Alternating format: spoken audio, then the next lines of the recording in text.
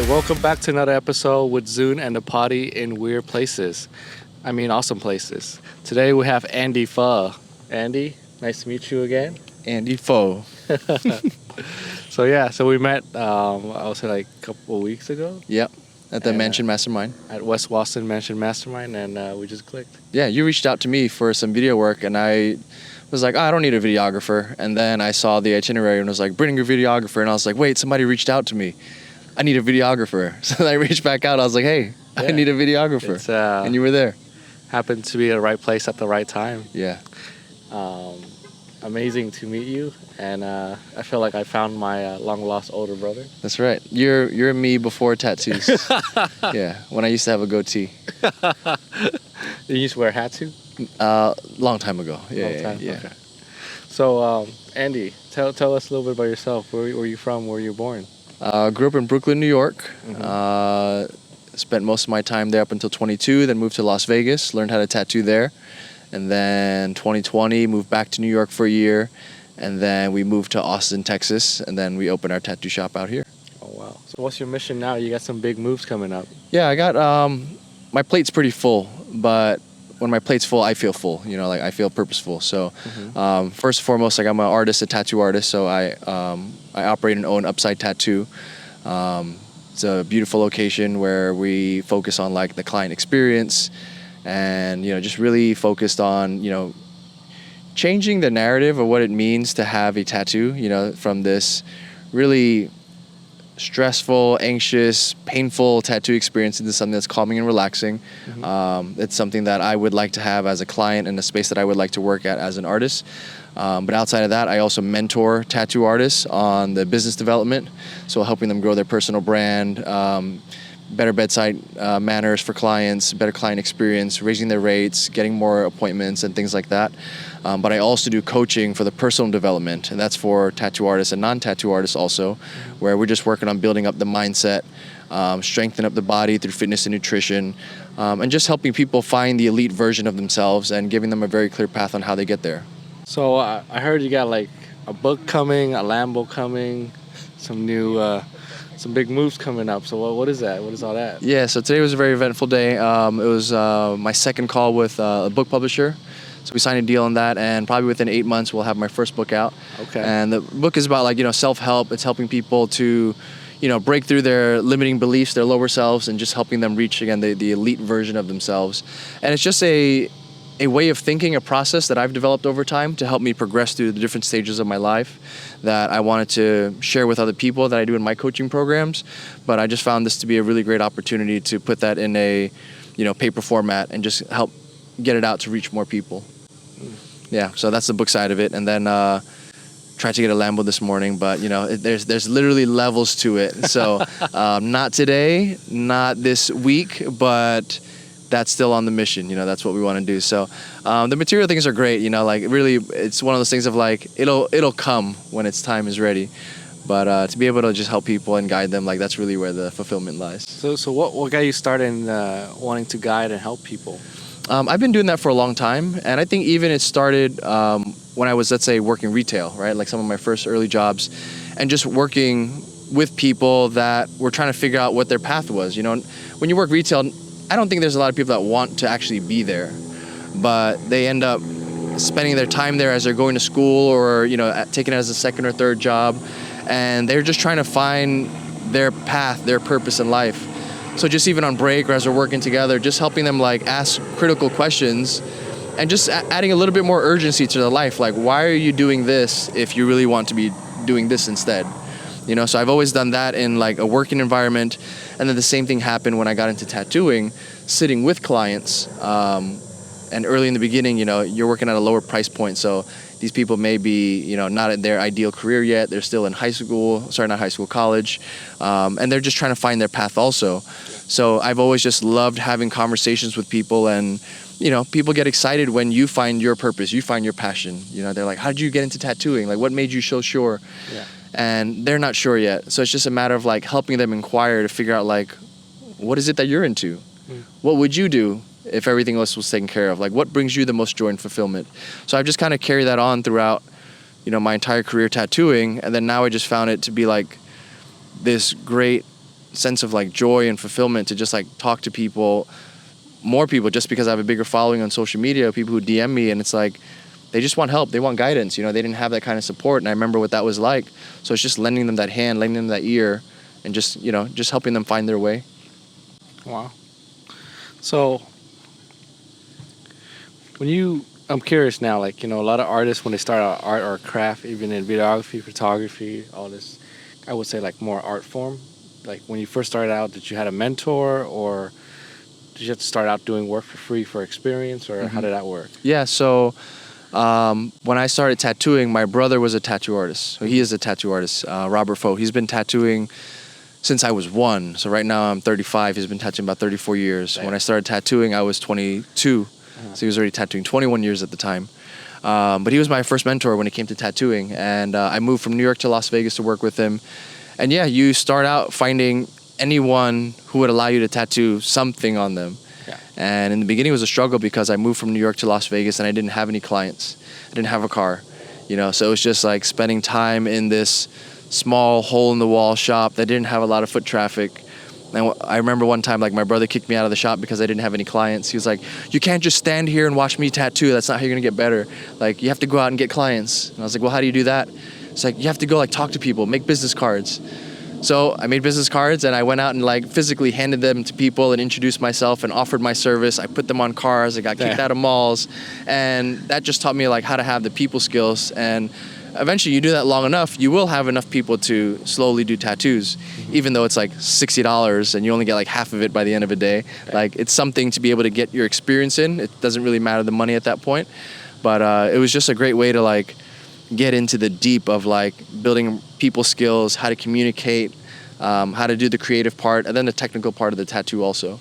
So when you started like that, like how long did it take you to actually make real money in tattoo? Like from when you start with your brother and yeah, how long did it take? Yeah, so I was in my apprenticeship for 7 months and I expired all my savings, was homesick, and just ended up deciding like I still wanted to tattoo, but I wanted to move back to New York.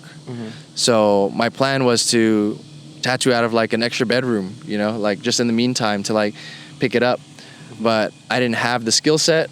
I didn't have any clients available. So I just remember a friend reached out to me who had a walk-in spot available at this basement shop in Chinatown in Brooklyn. And he was like, "Hey, we had a guy just left. Do you want to fill the spot?" And I said, "If you fill the spot, I'll quit my job right now." I went back to work in retail for like 2 weeks. And I quit my job, went back in there, and it's been nonstop tattooing ever since. That was where I built my skill through the repetition of doing walk-in tattoos like all day, every day. I was doing like 4 to 8 tattoos a day. And when you have that kind of repetition, you build up the skill sets, all the fundamentals. And then I was at a point where I was charging, you know, $30 an hour. I was charging $60 an hour, and I was getting booked out about a month. And that was just great money at the time because I was able to like sustain myself, you know, whereas my first 7 months, it was a struggle. You know, money was just going out the bank and, you know, just kind of figuring out like, how are you going to make this happen? So, you know, it was just a matter of about a year or so to be able to like feed myself properly and have my apartment. Yeah, like most businesses don't make it past first year, and obviously you passed out a long time ago, but that's definitely I know what you're going through because like that's my first year too as well. Yeah. It's like money's going out, gear, Yeah. you know, trying to find clients, trying to find deals. Like it's a struggle too as well. So, you know, we're actually doing a pretty cool project for you upcoming pretty soon in New York as well. Right now we're shooting your story in Austin, Texas. We're gonna make it like a Batman origin. But there's something big that's gonna be happening in New York. We're gonna visit some memorable spots and some painful spots that you've been at, where you were going through some of the most major emotional trauma of your life. Do you want to elaborate on that? Yeah. So I find that to be like the turning point of my story. You know, like this is where like you're almost this kid, this teenager who's just, life is just happening, right? Nothing spectacular. Then all of a sudden, your dad's involved in a robbery homicide. You know, I found him laying on the concrete floor with his head, you know, cracked open and bleeding in, you know, 3 p.m. in the afternoon. And he was just coming back from the bank. He was getting cash to buy me a computer that afternoon, but he didn't make it back in time. So from that moment, he was in a coma for 4 days. He passed away. But I learned through a detective who was working on our case that he had 3 other kids from a previous marriage. One of them is my brother Robert. So through that unfortunate event, I found some positives out of it, which is I had other siblings. I've always wanted a brother, and I got 2 other brothers and there's another sister out of it. And our family just got bigger. So through that, I met my brother, and it was just a very dark time because that's when I got into like smoking a lot. I was smoking, like 4 blunts a day. Wow. And that was just like our coping mechanism. We didn't know how to deal with the pain of that loss. And it was also a hard time for me because I didn't really have any role models outside of that. So now you're the 16, 17, 18-year-old person trying to figure out, well, how do I maneuver through this world? Like, who am I asking really for guidance? And I didn't have anyone, so it was just more so the people that I was working with, the people that were around me. And from there, it was just trial and error of figuring out what did I want to do for work? Where do I go for college? What do I do for a career? Whereas I think if my dad was around, he'd probably be that support, and he'd probably lay out a path for me. And even though I might not have been happy with it, it's just something that like it's nice that someone's there to help provide that guidance. But I look back and I wouldn't have it any other way because like I wouldn't be exactly where I'm at right now without that particular event, without him being a missing part of my life. And we're going to go back to New York next week or next 2 weeks to be able to like recap that part of my story because I've told it so many different times. But I forget sometimes that that's like a big deal. Oh, that's a huge deal. Yeah, it's just like, oh yeah, like it's a part of life. I was 16 years old. I'm 35 now. Yeah. So more than like half my lifetime ago, that event happened. So you just kind of normalize it. I glaze over that part of my story sometimes. But without that moment, nothing that I've gone through would have taken place. It would have been very different. Wow. So what advice would you give for someone that's, like a male or Asian American male, like for your application, right? For mine too, like that's growing up, doesn't have a male role model or doesn't have a strong father to look up to, like, through all your pain, through all your struggle, through all the lessons you learned. What advice would you give to that kid that's in that teenage years? Yeah. I think the most important thing is to find somebody that you align with. And by that, I mean, like, look to somebody that, like, you respect them in so many ways. There are parts of them that you like, you admire, that you almost want to, like, replicate.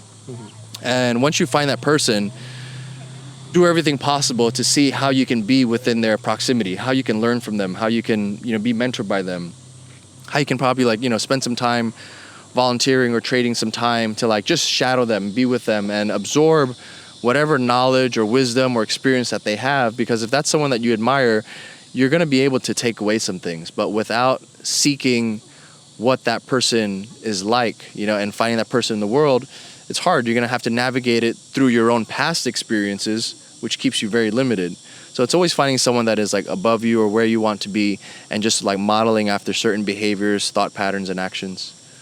Wow. Okay. So for you, you got the book coming up, potentially a new nice whip coming up. Maybe Lamborghini, maybe not. Maybe something nicer. I'm not sure. And obviously more upscale at the Upside Tattoo. Anything else you have that's going on that's going to be the next big thing for the next 12 months?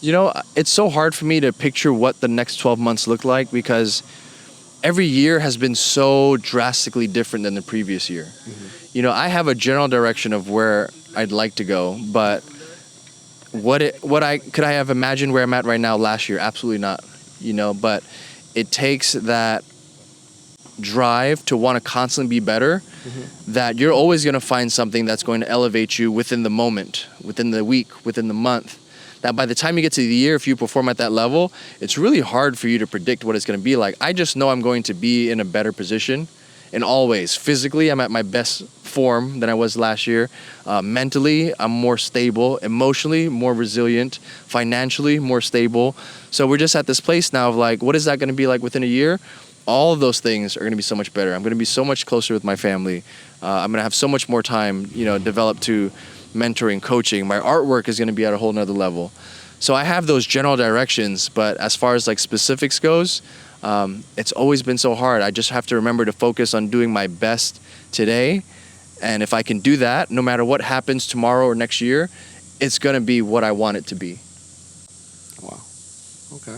So, with that being said, what are some things you pick up at the West Boston Mastermind that we're at recently? That was a pretty fun event for all of us. Yeah, the biggest thing that I picked up was about self-worth, right? And I've coached with Wes last year, and I went back to the mastermind, and I'm following the blueprint. And, we had some time where we were just kind of talking in a circle, and I asked him, hey, what advice would you give me if, just based on what you're seeing, like what, as my coach, as my guide, what would you recommend? And, he just looked around. He was like, you have it. You have the artwork, you have the family, you have the shop, you have the physique, and all those things can be improved on. But perhaps what you're missing is, some of the things that you've always wanted, but you've never gotten, So, for example, it's like the car. So if you wanted the car, like I imagine you coming out of a white-on-white Rolls Royce, fully tattooed. And how sick would that be? I think that looks awesome. I think, you're worth that. But does Andy think that he's worth that? Oh, and then I was just like, I think so. But there wasn't like a sure confidence in it. Yeah. And then we all had a conversation on what stops us from attaining the things that we want. And for me, it was a money issue, because we didn't have a lot of money growing up.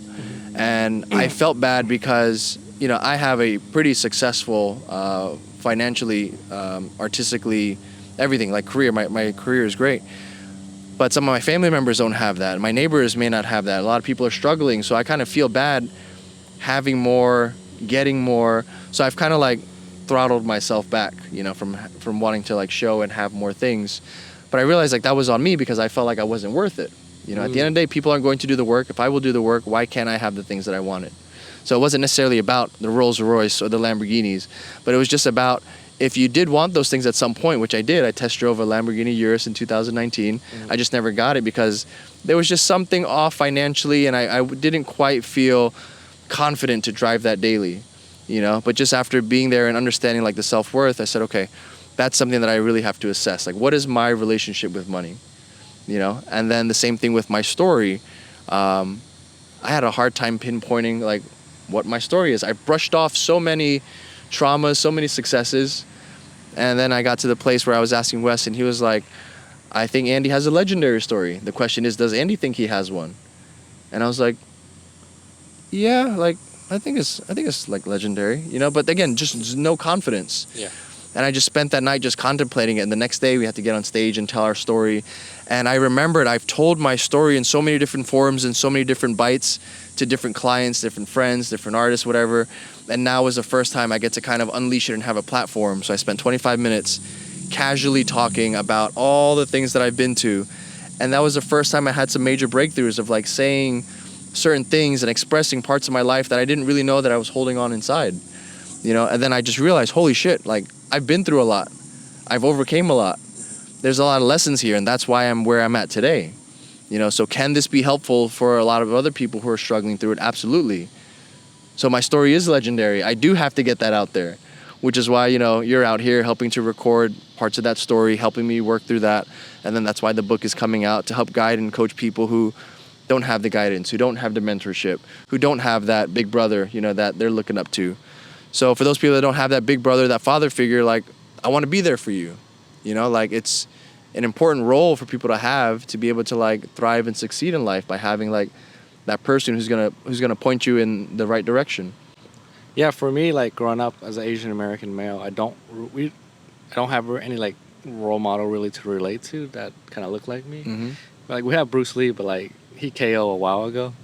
So like seeing you out here killing it, making it work, the art, taking the art form to the next level. I do want to get tattooed by you. Yeah. After I run across America. Yeah. That's gonna be badass. Yeah. Like, that's so admirable too. Like that's something that I envisioned myself doing, but I pulled back because I knew that was something that I was avoiding other work, and I was trying to escape through like running. Yeah. So there's a part of you that I look up to and I admire also. So it's like by you doing that, we all live vicariously through you. You're doing the things that most people wouldn't even dare dream. Yeah. So in the same way that, you look up to other people, like other people will likewise look up to you for the things that you're doing. Mm-hmm.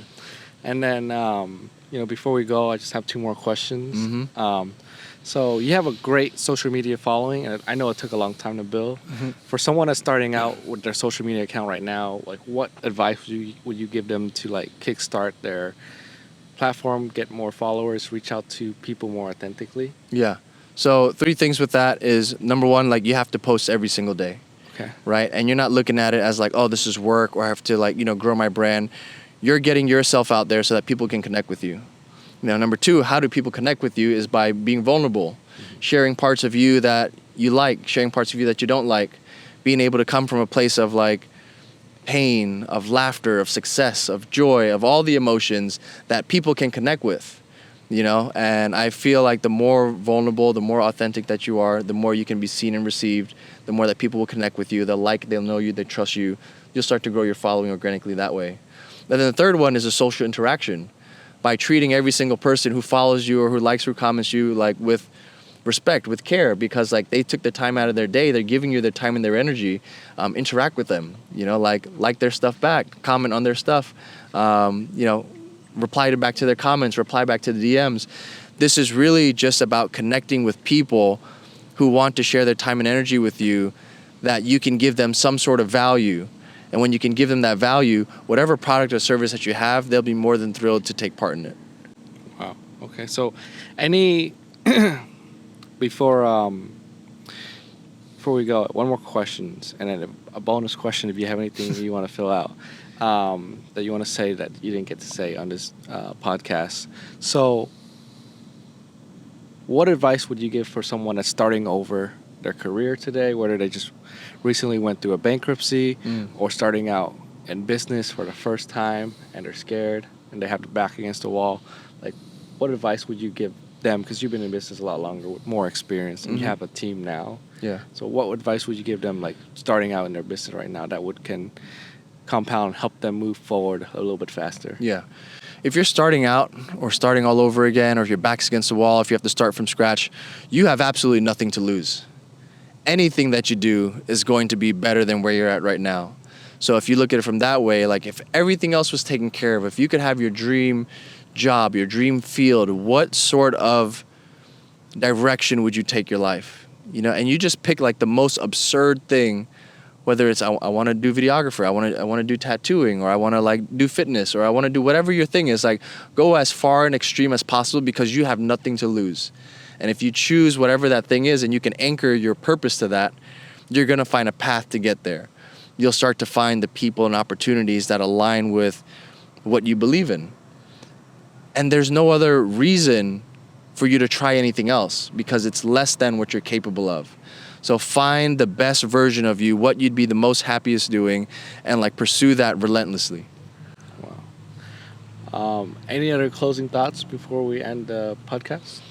I learned this, I heard and I absorbed this line from Wes yesterday. Mm-hmm. And Wes just bought another car as he was on the yacht. And he was sharing a story about someone DMing him saying, hey, like, you're moving too fast. Like, you shouldn't be doing things like that. And he jokingly replied, I have cancer, bro. And the person responds like, oh my God, for real? He's like, no, like, I don't have cancer, but that's how I think. That's how I live. Like, you're just waiting for like some sort of moment to take place. Like, and I'm just living as if like I do have cancer, that I will die, that this is the last day. Wow. And when you can begin to actually live in that perspective, and the question comes up sometimes, what would you do if you had 24 hours? What would you do if you found out you had cancer and you only had a week to live? The answer that you give during that moment is what you should be pursuing, because you're not guaranteed that day, you're not guaranteed that week. So why waste it in any other way?